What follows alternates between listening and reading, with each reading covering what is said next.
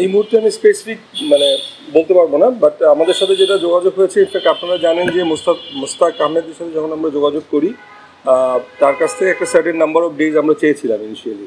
So at that point ওটা সম্ভব ছিল না ওনার পক্ষে, because of his few previous commitments. For example, যেটা আপনারা এখন দেখছেন যে ইংল্যান্ড অ্যান্ড ক্রিকেট বোর্ডের সাথে আছে এবং আরও কিছু ওনার কমিটমেন্ট আছে।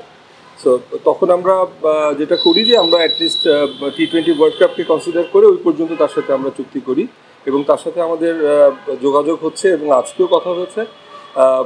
ওনার ডিসেম্বর পর্যন্ত কিছু প্রি-অকুপাইড কিছু কমিটমেন্ট আছে, এই পর্যন্ত উনি এর মধ্যে যে সময়টা অ্যাভেলেবেল থাকবে সেটা বাংলাদেশ ক্রিকেট বোর্ডকে দেবে। এর বাইরে আমাদের সাথে তার সাথে লং টার্ম চুক্তির ব্যাপারে কথা হচ্ছে। ইটস টু আর্লি, এই যেহেতু একজনের সাথে কথা হচ্ছে এবং both parties are in positive mood. আপনারা যে ইতিমধ্যে জেনেছেন যে আমাদের যে গত প্রেস কনফারেন্স হলো, সভাপতি মহোদয় বলেছেন যে আমরা ওর ব্যাপারে আগ্রহী, এবং যেহেতু তার দিক থেকেও পজিটিভ আগাচ্ছে জিনিসটা, আমরা আপাতত তাকে নিয়ে চিন্তা করছি না। আমরা আসলে সার্টেন নাম্বার অফ ডেজ চাবো। আমাদের যে প্ল্যান রয়েছে, আমরা যে সমস্ত কনসালটেন্টের জন্য আমরা not on a full time basis নিয়ে আমরা আমাদের একটা শিডিউল করে সেই ডেটগুলো আমরা অ্যাভেলেবেল চাবো ফর এনি পার্টিকুলার ইয়ার।